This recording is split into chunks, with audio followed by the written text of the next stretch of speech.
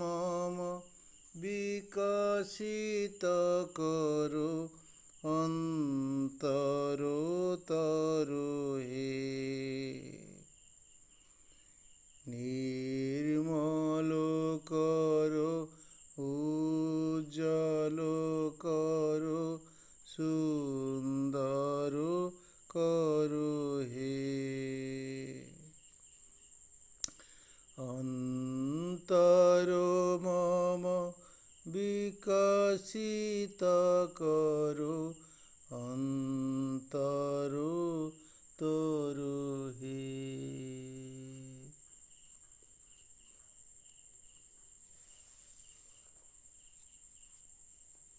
ସମସ୍ତଙ୍କୁ ସୁପ୍ରଭାତ।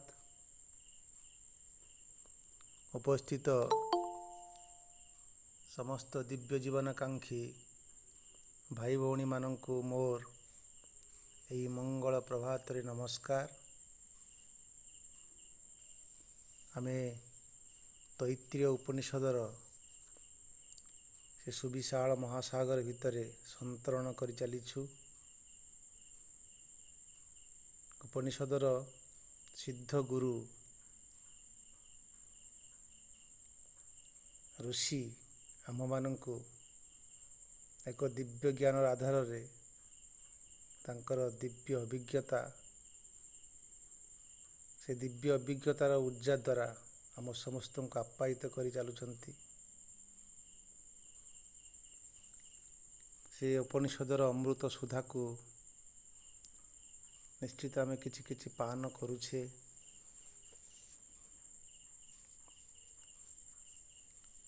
ଆଜି ଆମେ ଉପନିଷଦର ସେ ଅନ୍ତିମ ଅଧ୍ୟାୟ ଭୃଗୁବଲ୍ଲୀକୁ ଅଧ୍ୟୟନ କରିବା ଓ ଆଲୋଚନା କରିବା। ଏହି ଆଲୋଚନା କରିବା ପୂର୍ବରୁ ଆମେ ସେହି ପରମ ବୀଜମନ୍ତ୍ର ଓଁକାର ନାଦକୁ ତ୍ରିବାଦ ଉଚ୍ଚାରଣ କରିବା ଏବଂ ସେହି ସତ୍ୟମ୍ ଜ୍ଞାନମ୍ ଅନନ୍ତଂ ବ୍ରହ୍ମକୁ ଆମ ଭିତରେ ଆହ୍ୱାନ କରିବା।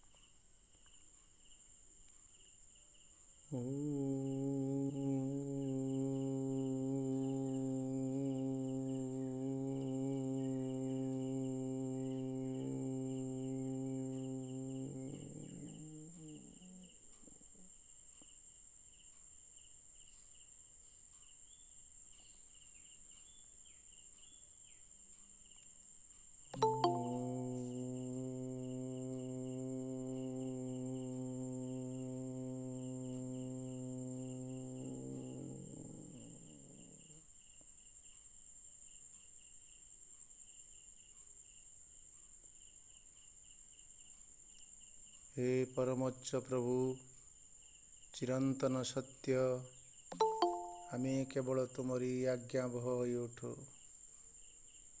ओ सत्यर विधान को आश्रय करी जीवन धारण करू। Supreme Lord, eternal truth, let us obey thee alone and live according to truth.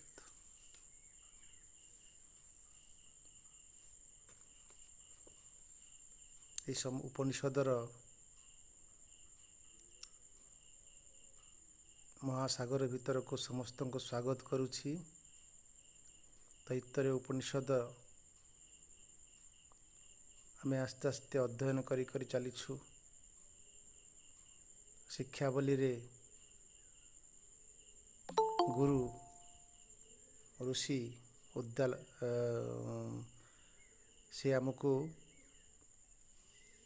ଶିକ୍ଷା ସମ୍ପର୍କରେ ବର୍ଣ୍ଣନା କରୁଛନ୍ତି। ତାପରେ ପଞ୍ଚ ଜଗତ ସମ୍ପର୍କରେ ଆଲୋଚନା କଲେ ଏବଂ ଏହି ଜଗତର ଯେଉଁ ଚତୁର୍ଧା ସ୍ତର ଅଛି ଭୂର୍ଭୁବସ୍ୱ ମହ, ଏ ସମ୍ପର୍କରେ ବିଶଦ ଭାବରେ ଆଲୋଚନା କଲେ ଏବଂ ସମସ୍ତ କଥାକୁ ଏ ଭୌତିକ ଜଗତର, ଆଦିଭୌତିକ ଜଗତର ବିଦ୍ୟା, ଆଦିଦୈବିକ ଜଗତର ବିଦ୍ୟା ଏବଂ ଆଧ୍ୟାତ୍ମିକ ଜଗତର ସମସ୍ତ ବିଦ୍ୟାକୁ ଆଲୋଚନା କରି ସାରିଲା ପରେ ସେ ବ୍ରହ୍ମାନନ୍ଦ ବଲ୍ଲୀ ଆଲୋଚନା କଲେ।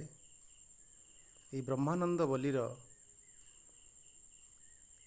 ଯେ ସୃଷ୍ଟିର ଆରମ୍ଭର ଯେଉଁ ପରମ ବୀଜ, ପରମ କାରଣ, ସେ ନିଜେ ପରମ ବ୍ରହ୍ମ, ତାଙ୍କର ସ୍ୱରୂପକୁ ଆଲୋଚନା କରି ଏକ ସୁନ୍ଦର ସଂଜ୍ଞା ଦେଇଛନ୍ତି ଯେ ବ୍ରହ୍ମ ହେଲେ ସତ୍ୟମ ଜ୍ଞାନମ ଅନନ୍ତ।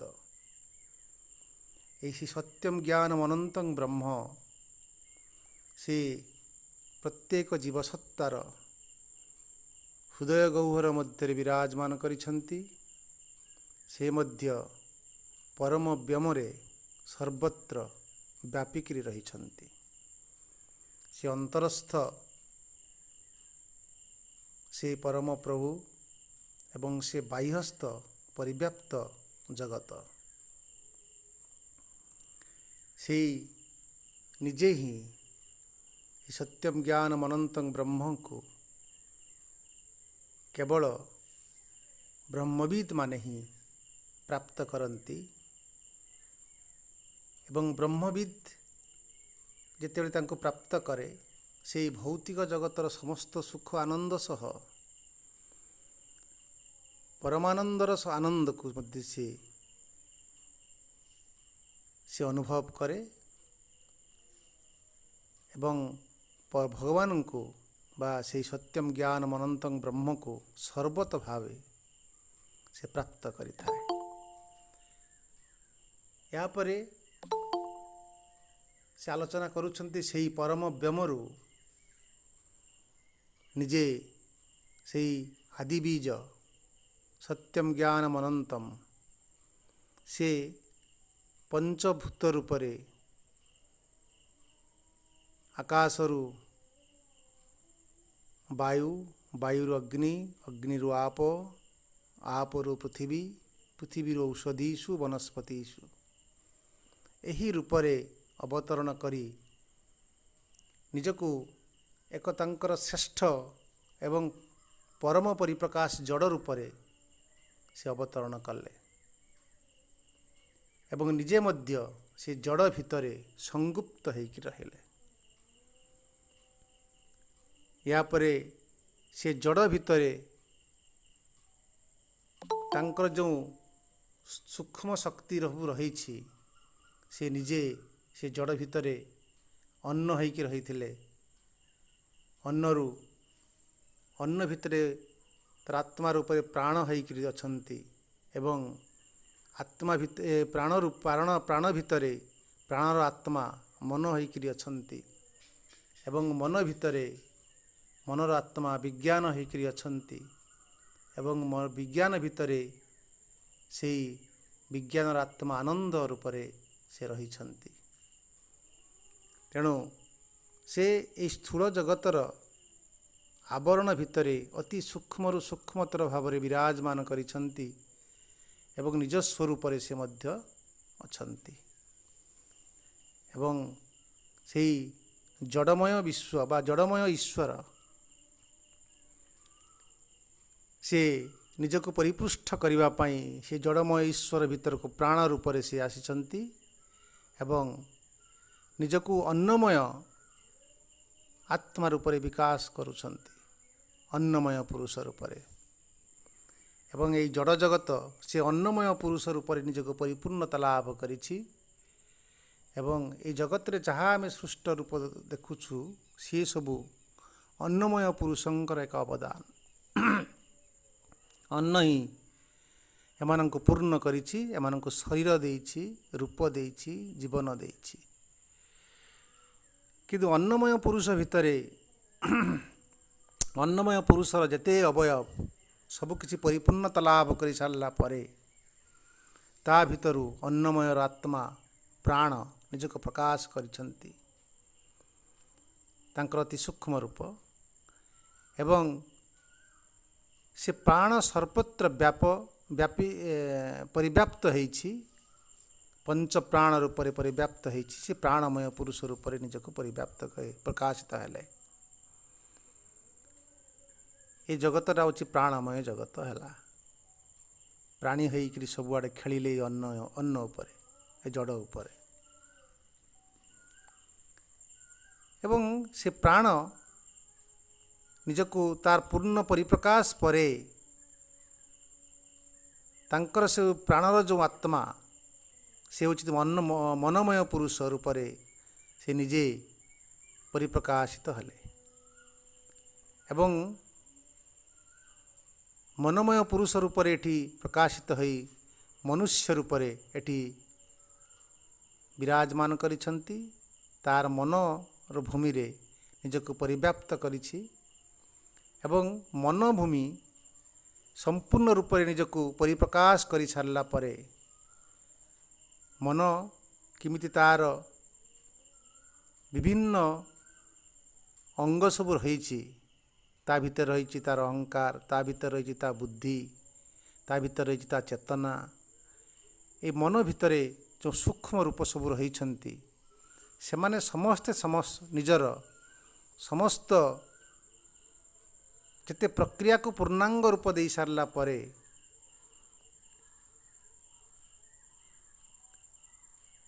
ଏକ ଶୁଦ୍ଧ ମନ ଯେତେବେଳେ ସୃଷ୍ଟି ହେବ ଏବଂ ଏହି ଶୁଦ୍ଧ ମନ ଭିତରୁ ସେହି ବିଜ୍ଞାନମୟ ପୁରୁଷଙ୍କର ଆବିର୍ଭାବ ଘଟିବ। ସେ ବିଜ୍ଞାନମୟ ପୁରୁଷ ହେଉଛନ୍ତି ସେ ଶ୍ରଦ୍ଧାମୟ ପୁରୁଷ, ସେ ରୁଚ୍ ଚିତ୍ ଆନନ୍ଦଙ୍କର ପୁରୁଷ ସେ ରୂପ। ଏବଂ ସେ ଆନନ୍ଦ ସେ ହିଁ ଏହି ମନମୟ ପୁରୁଷର ସେ ଆତ୍ମା। ଏବଂ ସେ ବିଜ୍ଞାନମୟ ସ୍ଥିତିରେ ସେ ପରମ ଜ୍ଞାନର ଆବିର୍ଭାବ ଘଟେ, ସେ ଅନନ୍ତ ଜ୍ଞାନର ଆବିର୍ଭାବ ଘଟେ। ଅନନ୍ତ ସେ ଯେଉଁ ଅନନ୍ତ ସତ୍ୟ, ଅନନ୍ତ ରୁତ୍, ଅନନ୍ତ ବୃହତ୍, ତାଙ୍କର ଅନନ୍ତତାକୁ ସେଠି ସେ ପୂର୍ଣ୍ଣାଙ୍ଗ ରୂପରେ ପରିପ୍ରକାଶ କରନ୍ତି। ଏବଂ ସେ ଅନନ୍ତକୁ ଆଧାର କରି ଆନନ୍ଦମୟ ପୁରୁଷ ପ୍ରକାଶ ଲାଭ କରନ୍ତି। ଏବଂ ଆନନ୍ଦମୟ ପୁରୁଷ କ'ଣ? ଏବଂ ସେ ଆନନ୍ଦ, ସେ ସ୍ଥୂଳ ଆନନ୍ଦ ବା ଭୌତିକ ଆନନ୍ଦ ଠାରୁ ଯେ କେତେ ବିଶାଳ, ସେ କଥାର ଏକ ତୁଳନାତ୍ମକ ଗୋଟେ ହିସାବ ଦେଇଛନ୍ତି ଋଷି ଏ ଭୌତିକ ମନକୁ ବୁଝେଇବା ପାଇଁ। ଏବଂ ସେଇ ସତ୍ୟମ୍ ଜ୍ଞାନମ୍ ଅନନ୍ତମ୍, ସେ ଜଡ଼ ଭୂମିରୁ, ଅନ୍ନମୟ ଭୂମିରୁ ସେ ଆନନ୍ଦ ଭୂମିକୁ କେମିତି ଅତି ସୂକ୍ଷ୍ମରୁ ସୂକ୍ଷ୍ମ ପର୍ଯ୍ୟନ୍ତ ବ୍ୟାପିକରି ରହିଛନ୍ତି। କେବଳ ଏଇ ମନମୟ ପୁରୁଷ ଯେଉଁ ମଧ୍ୟବର୍ତ୍ତୀ ଅବସ୍ଥାରେ ଅଛି ସେ ହିଁ କେବଳ ବିଜ୍ଞାନମୟ ପୁରୁଷଙ୍କ ବାଟ ଛାଡ଼ିଦେଲେ ଏବଂ ତାର ସେବକ ରୂପରେ ତାକୁ ଯେତେବେଳେ ସେ ନିଜକୁ ସମର୍ପଣ କରିବ, କାହିଁକି ମନ ଅପ୍ରାପ୍ୟ, ସିଏ ନିବର୍ତ୍ତନ ହେଇଯିବ, ଅର୍ଥାତ୍ ସିଏ ନିଜକୁ ସାରେଣ୍ଡର କରିଦେବ। ସେତେବେଳେ ବିଜ୍ଞାନମୟ ପୁରୁଷର ଆବିର୍ଭାବ ଘଟିବ ଏବଂ ସେଇଠି ହିଁ ଆନନ୍ଦ ବିରାଜମାନ କରିଛନ୍ତି। ସେ ନିଜକୁ ପୂର୍ଣ୍ଣ ରୂପରେ ପରିପ୍ରକାଶ ଘଟିବେ। ଏହି କଥା ଘଟିଥାଏ ଜଣେ ବ୍ରହ୍ମବିଦଙ୍କ ପାଖରେ। ଏଇ ଯେଉଁ କଥାଟି କହିଲେ ବା ଏଇ ଉପନିଷଦର ଗୁରୁ ଏହି ସମସ୍ତ କଥାକୁ ଏକ ଆଖ୍ୟାୟିକ ଭାବରେ ସେ ଆଲୋଚନା କଲେ। କିନ୍ତୁ ୟାର ଏକ ପ୍ରାମାଣିକ ରୂପ ଏଇ ଭୃଗୁବଲ୍ଲୀରେ ସେ ଦେବେ। ଏବଂ এই ଭୃଗୁବଲ୍ଲୀ ଏକ ସାଧନା ପ୍ରସୂତ ଭାବରେ ଭୃଗୁ କିପରି ଶିକ୍ଷାଲାଭ କରିଛନ୍ତି ଏବଂ ସେହି ଅନ୍ନମୟ କୋଷ ଭିତରେ ସେ ପରମଙ୍କୁ ଦର୍ଶନ କରିଛନ୍ତି, ପ୍ରାଣମୟ କୋଷ ଭିତରେ ପରମଙ୍କୁ ଦର୍ଶନ କରିଛନ୍ତି ଏବଂ ସେହି ବିଜ୍ଞାନମୟ ମନୋମୟ ବିଜ୍ଞାନମୟ ଏବଂ ଆନନ୍ଦମୟ କୋଷ ପର୍ଯ୍ୟନ୍ତ ତାଙ୍କର ଯେଉଁ ଆଧ୍ୟାତ୍ମିକ ପ୍ରଚେଷ୍ଟା ଦ୍ୱାରା ଅର୍ଥାତ୍ ତପସ୍ୟା ଦ୍ୱାରା ସେ ପ୍ରାପ୍ତ କରିଛନ୍ତି ଏବଂ ଆନନ୍ଦରେ ନିଜକୁ ପ୍ରକାଶିତ କରିଛନ୍ତି। ଭୃଗୁ ଶବ୍ଦଟି ଯେତେ ଯେତେ ଋଷି ଅଛନ୍ତି ସମସ୍ତ ଋଷିଙ୍କର ନାମ ପଛରେ ଏକ ବିରାଟ ଗୋଟେ ଗୋଟେ ସଂଜ୍ଞା ରହିଛି। ଯେମିତି ଭରଦ୍ୱାଜ, ତାକୁ ସୁନ୍ଦର ଭାବରେ ଶ୍ରୀ ଅରବିନ୍ଦ ବିଭିନ୍ନ କହିଛନ୍ତି ଯେ ପ୍ରତ୍ୟେକ ଋଷିଙ୍କର ନାମର ଏକ ସାର୍ଥକତା ରହିଛି। ଯିଏ ସଂସାରର ବା ଜଗତର ଭାରଣ ଗ୍ରହଣ କରନ୍ତି ତାଙ୍କୁ ଭରଦ୍ୱାଜ କୁହାଯାଏ। ଏବଂ ଭରଦ୍ୱାଜ ସେ ସ୍ୱର୍ଗରୁ ମର୍ତ୍ତକୁ ସମସ୍ତ ଜ୍ଞାନ ସମସ୍ତ ଭେଷଜ ବିଜ୍ଞାନ ସମସ୍ତ ପ୍ରକାର ଅବତରଣ କରିବାର ସେ ହିଁ ମୁଖ୍ୟ ଭୂମିକା ଗ୍ରହଣ କରିଥିଲେ। ସେଥିପାଇଁ ତାଙ୍କ ନାଁ ଯେ ଭରଦ୍ୱାଜ। ସେମିତି ଭୃଗୁ ଜଗତର ସମସ୍ତ ଭୋଗକୁ ଯେ ପ୍ରାପ୍ତ କରିଥିଲେ ସେ ହେଉଛନ୍ତି ଭୃଗୁ। ସେଇଥିପାଇଁ ତାଙ୍କ ନାଁ ହେଉଛି ଭୃଗୁ। ଏବଂ ଅନ୍ନମୟର ଭୋଗ ସହିତ ସେ ଆନନ୍ଦମୟର ଭୋଗ ପର୍ଯ୍ୟନ୍ତ ସମସ୍ତ ଭୋଗକୁ ପ୍ରାପ୍ତ କରି ସେ ପରମ ରସର ଜଗତ ଯିଏ ଆପ୍ୟାୟନ କରିଥିଲେ ସେ ହେଉଛନ୍ତି ଭୃଗୁ। ଭୃଗୁଙ୍କ ସମ୍ପର୍କରେ ଭୃଗୁ ସଂହିତା ରହିଛି ଏବଂ ଭୃଗୁ ସଂହିତା ହେଉଛି ଭୂତ ଭବିଷ୍ୟତ ଏବଂ ଅତୀତ ସବୁ କଥାର କେମିତି ମଣିଷ ଜାଣିପାରେ ତପସ୍ୟା ଦ୍ୱାରା ଏବଂ ପ୍ରଜ୍ଞା ଦ୍ୱାରା ତାର ଏକ ଉପକ୍ରମଣିକା ରହିଛି। ସେ କଥାକୁ ଆମେ ଆଲୋଚନା କରିବାନି। ତେବେ ଭୃଗୁଙ୍କର ଏବଂ ବରୁଣ ହେଉଛନ୍ତି ତାଙ୍କର ପିତା। ଆଉ ଏ ଭୃଗୁ ବରୁଣର ଗୋଟେ ଆଖ୍ୟାୟିକା ରହିଛି ଯେ ବରୁଣ ଜଣେ ପ୍ରବଳ ତପସ୍ୱୀ ଥିଲେ ଏବଂ ଆତ୍ମଜ୍ଞାନ ବା ବ୍ରହ୍ମନିଷ୍ଠ ଥିଲେ ଆଉ ବ୍ରହ୍ମବିତ୍ ମଧ୍ୟ ଥିଲେ। ତାଙ୍କର ଅନେକ ଶିଷ୍ୟ ଥିଲେ ଆଶ୍ରମରେ ଏବଂ ସମସ୍ତେ ତାଙ୍କ ପାଖରୁ ବିଦ୍ୟା ଅର୍ଜନ କରୁଥିଲେ। କିନ୍ତୁ ଭୃଗୁ କେବେ ବି ବାପାଙ୍କ ପାଖକୁ ଯାଆନ୍ତିନି କି ବିଦ୍ୟାର୍ଜନ ପାଇଁ ତାଙ୍କର କୌଣସି ଆଗ୍ରହ ନଥାଏ। କିନ୍ତୁ ସମସ୍ତ ଶିଷ୍ୟଙ୍କ ସହିତ ସେ ବିଚରଣ କରନ୍ତି। ବାପା କେବେ ବି କହନ୍ତିନି ଯେ ତୋର ପାଠ ପଢ଼ିବା ଦରକାର, ତୋର ଜ୍ଞାନ ଅର୍ଜନ ହେବା ଦରକାର। ଆମେ ଯେମିତି ଅଭିଭାବକମାନେ ପିଲାର ପାଠ ପାଇଁ ଯେମିତି ଆମେ ଆଗ୍ରହ ପ୍ରକାଶ କରୁ ଏବଂ ବ୍ୟସ୍ତ ହୋଇ ଉଠୁ, ଆଉ କାଳେ ଯଦି ପାଠ ନ ପଢ଼ିଲେ ସେ ତାର ଜୀବନଟା କାଳେ ଛାରଖାର ହେଇଯିବ, ସେ ପାଇଁ ଆମେ ଯେମିତି ବ୍ୟସ୍ତ ହୋଇ ଉଠୁ, ସେମିତି ସେ ବ୍ୟସ୍ତ ହୋଇନାହାନ୍ତି। କେବେ ବି ପୁଅକୁ କହିନାହାନ୍ତି ତୁ ପାଠ ପଢ଼ିବା ଦରକାର। ଏମିତି ଅନେକ ବର୍ଷ ଚାଲିଯାଇଛି। ପାଖାପାଖି ଭୃଗୁ କାହାଣୀରେ ରହିଛି ଯେ ଭୃଗୁ ପ୍ରାୟ 40 ବର୍ଷ ପରେ ପାଠ ପଢ଼ିବା ଆରମ୍ଭ କରିଛନ୍ତି ଏବଂ ତାଙ୍କର ଯୌବନର ପୃକ୍ତ ଅବସ୍ଥା ଭିତରେ ପରେ ସେତେବେଳେ ତାଙ୍କ ଭିତରେ ଗୋଟେ ସଜ୍ଞାନତା ଆସିଛି ଯେ ମୋତେ ଜାଣିବାକୁ ପଡ଼ିବ। ସେତେ ପର୍ଯ୍ୟନ୍ତ ଧୈର୍ଯ୍ୟର ସହ ବାପା ବରୁଣ ଅପେକ୍ଷା କରିଛନ୍ତି ବା ଉତ୍ସାହିତ ବି ମଧ୍ୟ କରିନାହାନ୍ତି। ତାକୁ ଅନ୍ତରାତ୍ମା ଯେତେ ପର୍ଯ୍ୟନ୍ତ ତା ଭିତରେ ଉତ୍ସାହିତ ହୋଇ ସେ ନିଜେ ନ ଖୋଜିବା ପାଇଁ ଇଚ୍ଛା ପ୍ରକାଶ ନ କରିଛି ସେତେ ପର୍ଯ୍ୟନ୍ତ ତା ଭିତରୁ ଯଥାର୍ଥ ଜ୍ଞାନର ଉଦୟ ହେବ ନାହିଁ। ସେଥିପାଇଁ ସେହି ଅନ୍ତରାତ୍ମାର ପରିପ୍ରକାଶ କେବେ ଘଟିବ ସେ ପାଇଁ ବାପା ଅପେକ୍ଷା କରିଛନ୍ତି। ମାତ୍ର ପ୍ରସ୍ତୁତ କରି ରଖିଛନ୍ତି ଏକ ସୁନ୍ଦର ପରିବେଶ। ଅନେକ କଥା ଭୃଗୁଙ୍କ କାନରେ ପଡ଼େ, କିଛି ବିସ୍ମରଣ ଘଟେ, କିଛି ସ୍ମରଣ ରହେ। ସବୁ କଥାକୁ ଆଧାର କରି ଏକ ଜିଜ୍ଞାସା ନେଇକରି ବାପାଙ୍କ ପାଖକୁ ଯାଇଛନ୍ତି ଏବଂ ସେ ଜିଜ୍ଞାସାରୁ ଆରମ୍ଭ ହୋଇଛି ତାଙ୍କର ବିଦ୍ୟା ଅର୍ଜନର ପଥ। ଯାହା ଶ୍ରୀ ଅରବିନ୍ଦଙ୍କର ଯେଉଁ ପ୍ରିନ୍ସିପଲ୍ ରହିଛି ସେ ଏଜୁକେସନ୍ର, ନାଥିଙ୍ଗ କ୍ୟାନ୍ ବି ଟଟ୍, କୌଣସି ବିଦ୍ୟା ପାଠ ପଢ଼ା ଯାଇପାରିବ ନାହିଁ। ବିଦ୍ୟା ତା ଭିତରେ ଭରପୁର ହେଇକି ଅଛି, ଗୋଟେ ପଟେନ୍ସିଆଲିଟି ତା ଭିତରେ ଅଛି। ତା ଭିତରେ ଗୋଟେ ଏମିତି ଗୋଟେ ସୁନ୍ଦର ପରିବେଶଟେ ପାଇଲେ, ଗୋଟେ ସୁଯୋଗଟେ ପାଇଲେ, ସେ ନିଜେ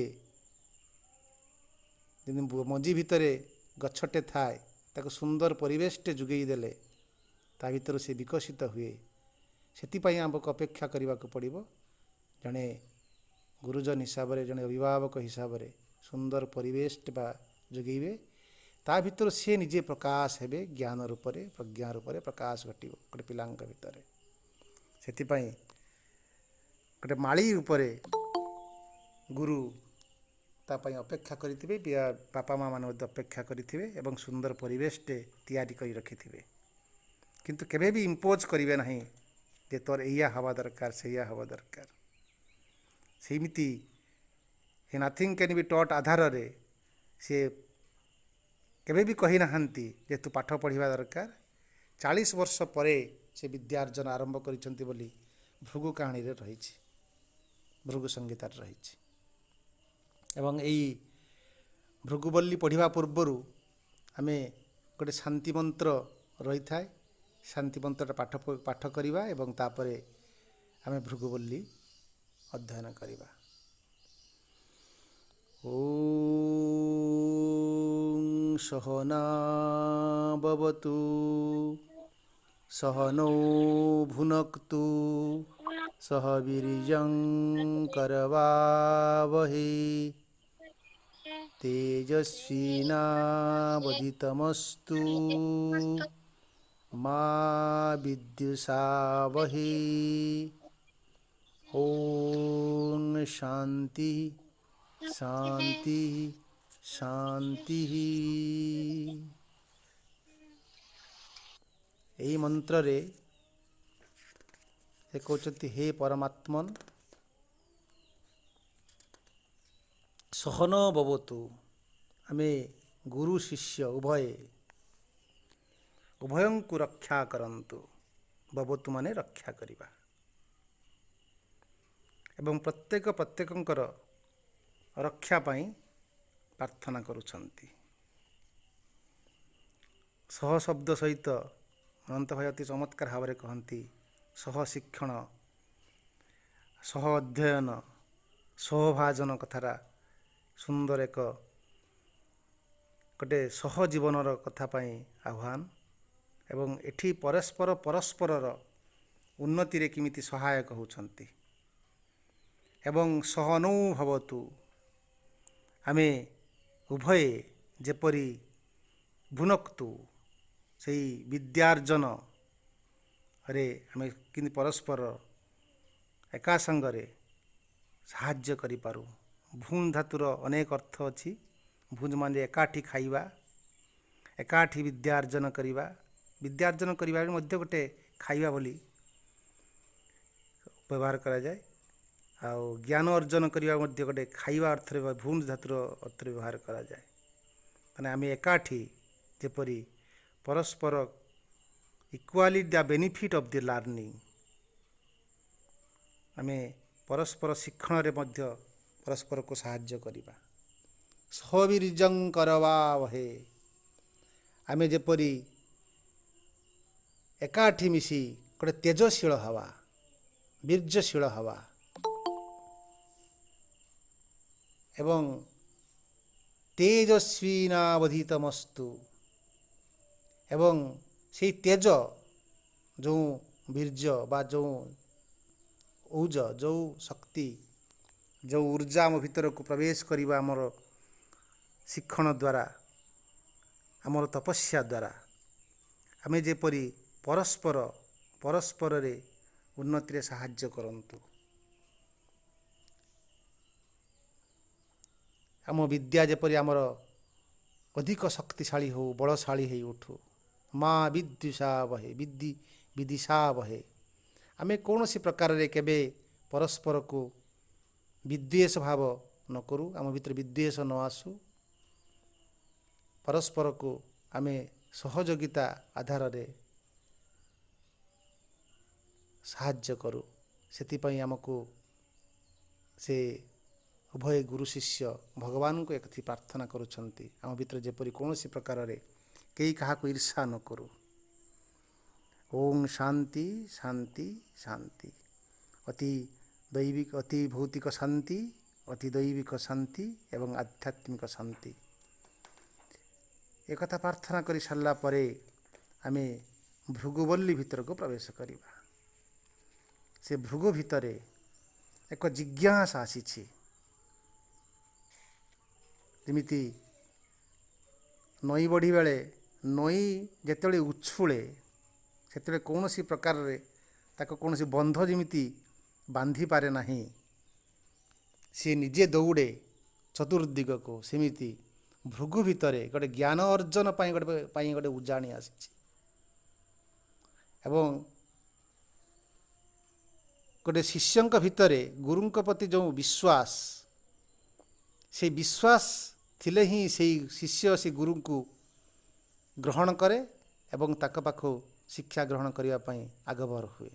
ସେମିତି ବାପାଙ୍କ ପ୍ରତି ଭୃଗୁଙ୍କର ମଧ୍ୟ ଏକ ବିଶ୍ୱାସ ଆସିଛି ଯେ ତାକୁ ଯଥାର୍ଥ ଭାବରେ ବାପା ହିଁ ତାଙ୍କୁ ଶିକ୍ଷା ଦେଇପାରିବେ ଏବଂ ତାଙ୍କ ଜିଜ୍ଞାସାର ଉତ୍ତର ଦେଇପାରିବେ।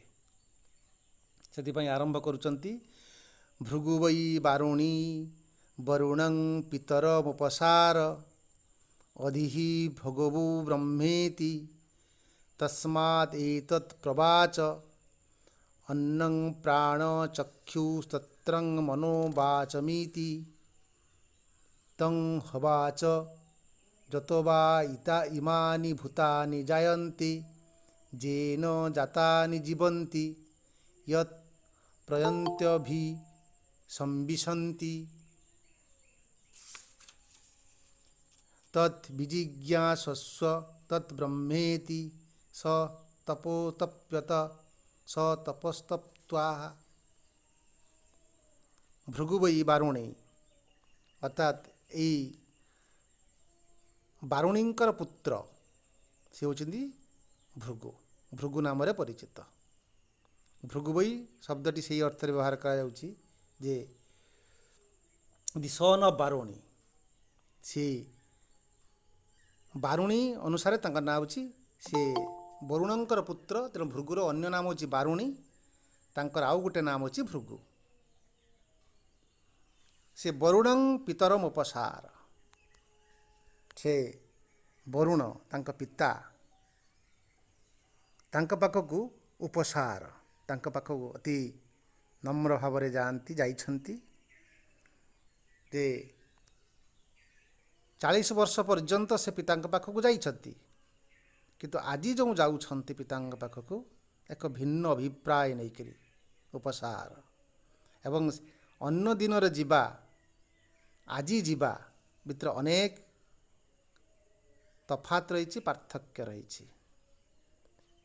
ଏବଂ ସବୁଦିନ ଯାଉଥିଲେ ବାପାଙ୍କୁ ବାପା ବୋଲି ପୁତ୍ରର ଯେଉଁ ଅଧିକାର ନେଇକି ଯାଉଥିବେ, କିନ୍ତୁ ଆଜି ସେ ଯାଉଛନ୍ତି ଅଧି ଭଗବୋ ବ୍ରହ୍ମେତି, ସେଥିରେ ବାପାଙ୍କୁ ଆଉ ବାପା ବୋଲି ଡାକୁନାହାନ୍ତି, ଭଗବୋ, ହେ ଭଗବାନ, ବ୍ରହ୍ମେତି ଅଧି, ହେ ଭଗବାନ ତୁମେ ବ୍ରହ୍ମେତି, ବ୍ରହ୍ମ ବିଷୟରେ, ବ୍ରହ୍ମ କ'ଣ, ଅଧି ମୋତେ ଶିକ୍ଷାଦାନ କର, ଉପଦେଶ ଦିଅ। ସେତେବେଳେ ଗୁରୁ ତାଙ୍କ ପାଇଁ ବା ବାପା ସେତେବେଳେ ଗୁରୁ ହେଇଛନ୍ତି ଏବଂ ଗୁରୁ ହିଁ ଭଗବାନ ଏବଂ ସେ ହିଁ ଉର୍ଦ୍ଧ୍ୱ, ସେ ହିଁ ସମସ୍ତ ଜ୍ଞାନର ଅଧୀଶ୍ୱର। ତେଣୁ ସେ ହିଁ ଏ ବିଶ୍ୱାସ ତାଙ୍କ ଭିତରେ ଆସିଛି ଏବଂ ସେ ସେହି ପ୍ରଶ୍ନ ନେଇକରି ଯାଇଛନ୍ତି, ହେ ଭଗବୋ ଅଧି ବ୍ରହ୍ମେତି, ମୋତେ ବ୍ରହ୍ମ ଇତି, ବ୍ରହ୍ମ କ'ଣ, କିପରି ବ୍ରହ୍ମ, ବ୍ରହ୍ମକୁ ଆମେ କ'ଣ ବ୍ରହ୍ମ ବୋଲି କହୁଛେ, ସେ ବିଷୟରେ ମୋତେ ଶିକ୍ଷାଦାନ କର। ଅଧି ଶବ୍ଦଟା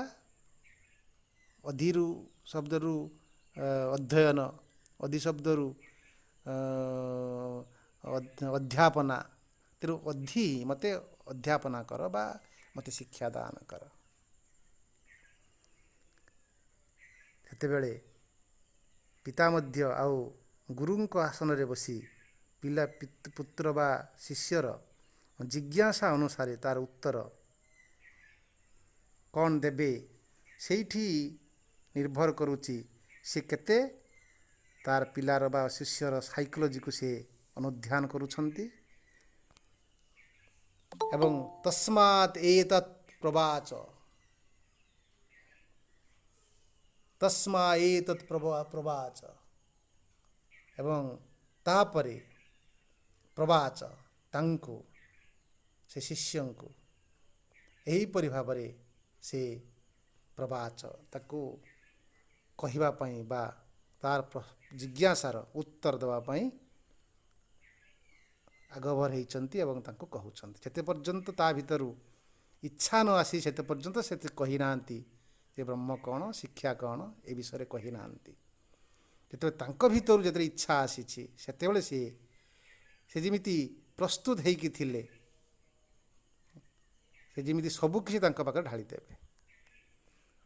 ଆଧାର ଯେତେବେଳେ ପ୍ରସ୍ତୁତ ହେଇକି ଥାଏ ସେତେବେଳେ ସବୁକିଛି ରତ୍ନ ଯେତେ ଥିଲେ ବି, ଯେତେ ରତ୍ନ ପରିପୂର୍ଣ୍ଣ ଥିଲେ ବି ଆଧାର ପ୍ରସ୍ତୁତ ହେଲେ ନ ହେଇନଥିଲେ ଯେମିତି ରତ୍ନର କିଛି ମୂଲ୍ୟ ରହେନି, ଯେତେବେଳେ ଆଧାର ପ୍ରସ୍ତୁତ ହେଇଯାଇଛି ଆଉ ସିଏ ଜ୍ଞାନର ଭଣ୍ଡାର, ରତ୍ନରୂପ ଜ୍ଞାନ ଭଣ୍ଡାରକୁ ତା ଆଗରେ ପରିପ୍ରକାଶ ଢାଳି ଦେଉଛନ୍ତି ଏବଂ ସେ ଯେଉଁ ଉତ୍ତର ଦେଉଛନ୍ତି ବ୍ରହ୍ମ କ'ଣ, ସେଇ ଉତ୍ତରଟି ଗୋଟେ ନିୟର ଟୁ ଫାର ଶ୍ରୀ ଅରବିନ୍ଦଙ୍କର ଯେଉଁ ଏଜୁକେସନ୍ ସେଇ କଥାକୁ ଏଠି ପ୍ରାୟ ଆଲୋଚନା କରୁଛନ୍ତି। ତାର ଉତ୍ତରରେ କହୁଛନ୍ତି ଅନ୍ନଂ ପ୍ରାଣଂ ଚକ୍ଷୁସ୍ତତ୍ରଂ ମନୁ ବାଚମ ଇତି। ସେ କହୁଛନ୍ତି ତୋ ପାଖରେ ବ୍ରହ୍ମ କ'ଣ?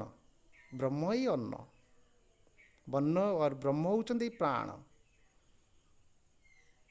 ଆଉ ବ୍ରହ୍ମ ହେଉଛନ୍ତି ଚକ୍ଷୁ, ବ୍ରହ୍ମ ହେଉଛନ୍ତି ସ୍ତୋତ୍ର, ଏଇ ମନ, ଏଇ ବାଚମ, ଏ ସବୁ କିଛି ଏଗୁଡ଼ିକ ହେଉଛନ୍ତି ବ୍ରହ୍ମ।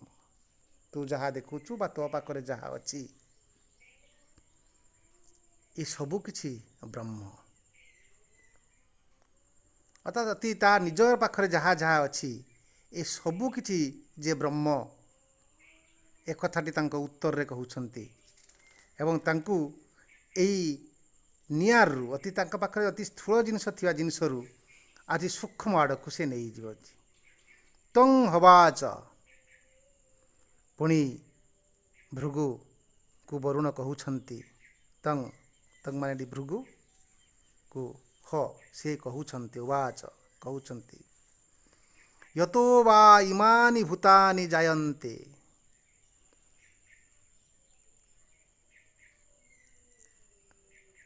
ଭୂତାନି ଯତୋ ବା ଭୂତାନି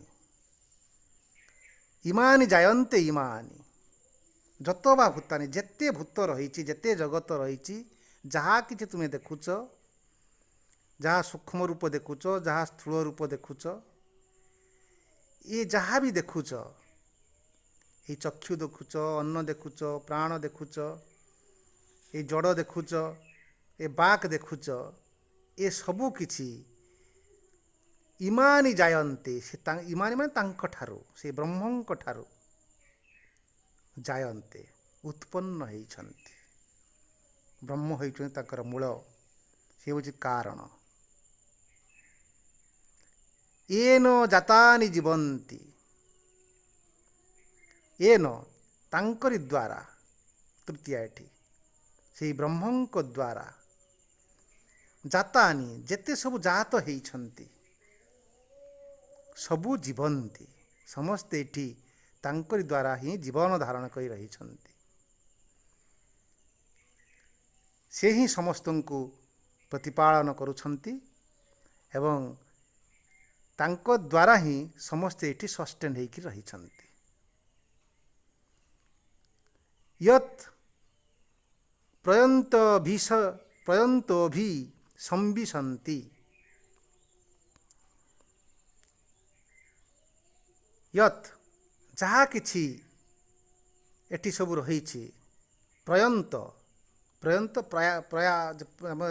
ଆମେ ଯେଉଁ କହୁ ଯାହା ତା ପ୍ରୟାଣ ହେଇଗଲା, ପ୍ରୟାଣ ମାନେ ତାଙ୍କର ମୃତ୍ୟୁ ପରେ, ଅର୍ଥାତ୍ ଯେତେବେଳେ ତାର ଏ ଜୀବନର ଏ ଶରୀରର ଯେତିକି ପର୍ଯ୍ୟନ୍ତ ଏଠି ସଷ୍ଟେନ୍ କରିପାରିଲା ସେତେ ପର୍ଯ୍ୟନ୍ତ ରହିଲା, ଯେତେବେଳେ ସିଏ ଆଉ ଶରୀର ଆଉ ଏଠି ରହିବା ପାଇଁ ସକ୍ଷମ ହେଇପାରୁନାହିଁ, ସେତେବେଳେ सी तार प्रयांत हुए अर्थात तार मृत्यु हुए सी एठू छाड़ी शरीर को छाड़ी जाती छाड़ा पर संबिशंती एवं से काड़ जाए ना जोठू आसी ସେଇଠି ଯାଇକି ପ୍ରବେଶ କରି ଯାଆନ୍ତି।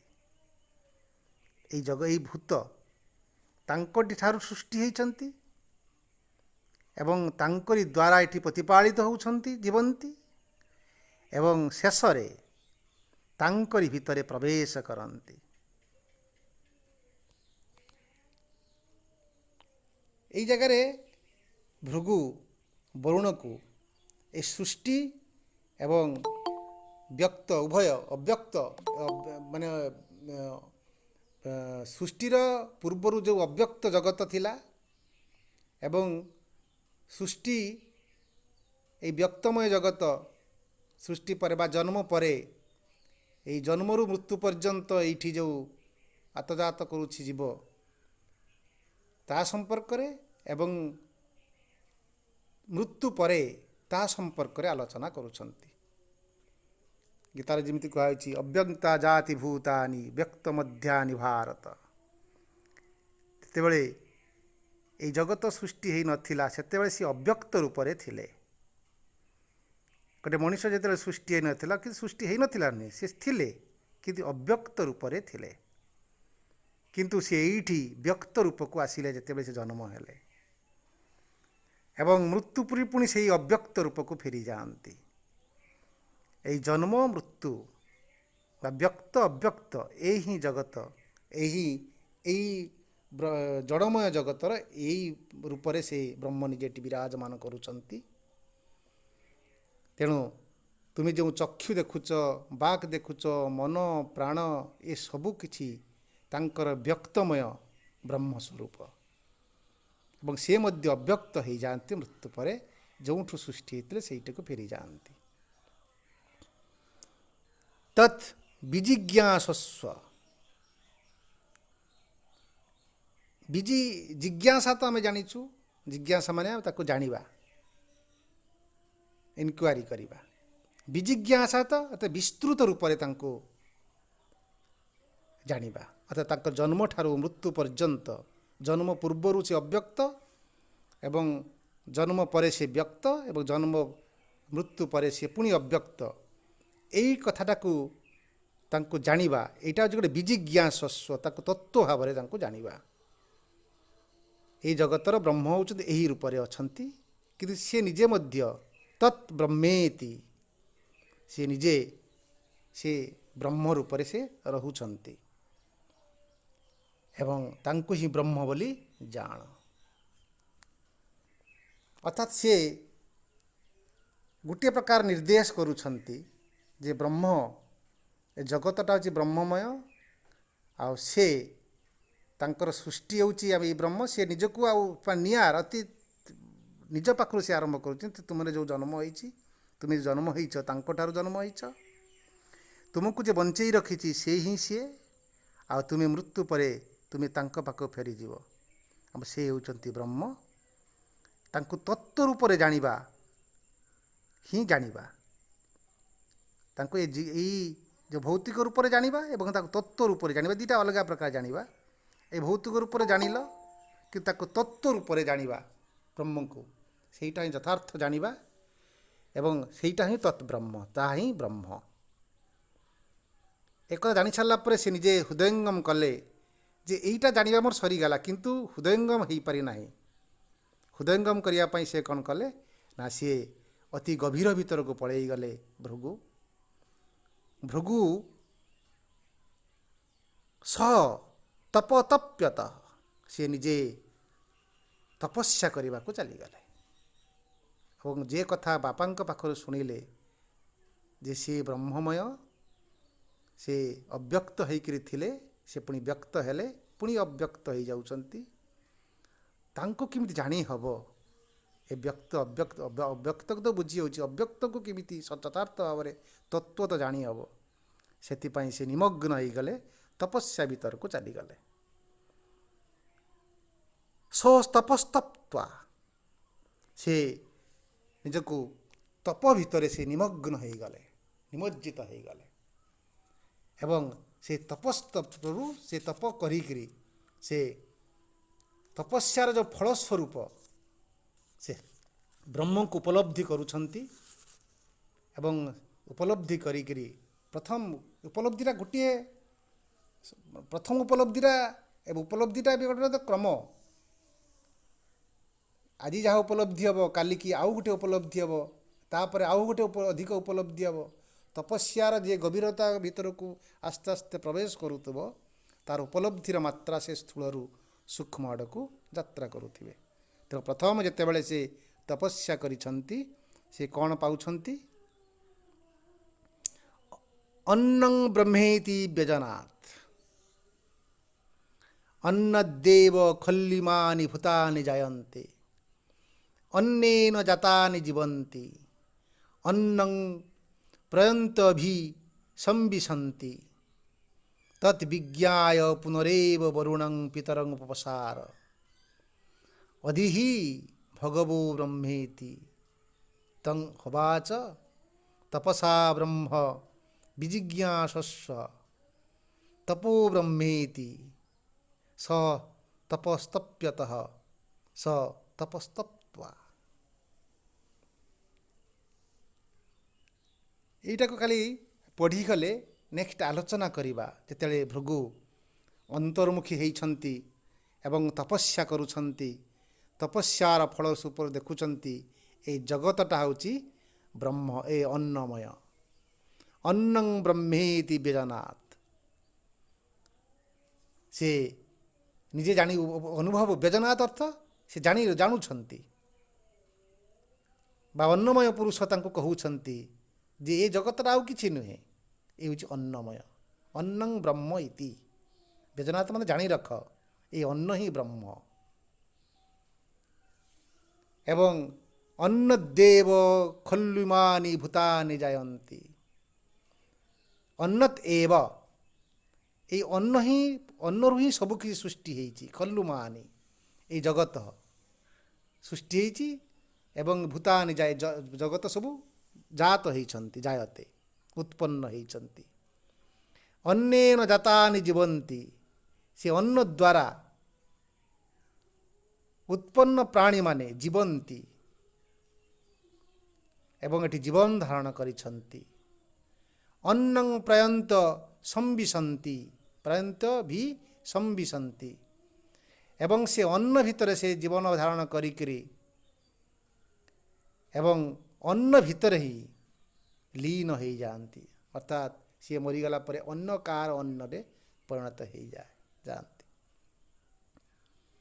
तद विज्ञाय यही कथा विज्ञाय एक कथा को जानिले भृगु एवं जानी सारा परे से गुरुंक पाखक पितांक पाखक वरुणं पितरम उपसार से पितांक पाखक फेरी गोटे आत्मज्ञान नहीं ब्रह्म ज्ञान धरिकी जे ब्रह्म होती अन्नं ब्रह्मेति व्यजनात् एवं पितांक पाखक जो फेरुंट एवं पितांक उपसार पितांक पाखक कहउछंती अधिहि भगवो ब्रह्मेति हे भगवो मु तो जानीगली जे ब्रह्म होउचंती अन्न कि तथापि अधि मते ब्रह्म विषय कह शिक्षा दान कर सेतेबेले तं होवाच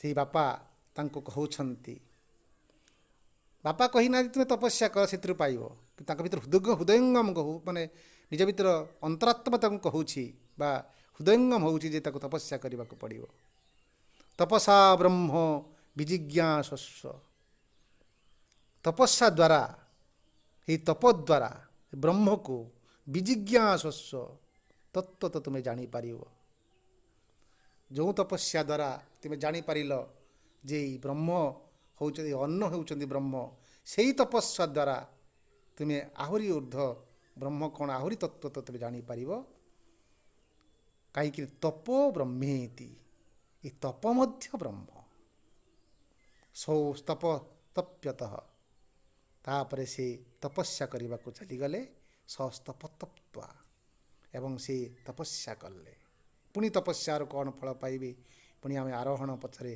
सूक्ष्म सूक्ष्म आड़ को यात्रा करवा आम यहाँ को संक्षेप आलोचना कले आहरी विस्तृत भाव आलोचना करवा। वर्तमान आम आलोचना पर्याय को जीवा। रब भाई आप आलोचना आरंभ करंतु।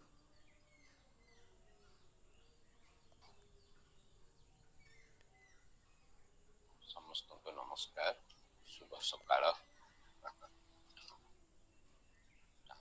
आम से दिन लगुच से दिन आरंभ होला बेली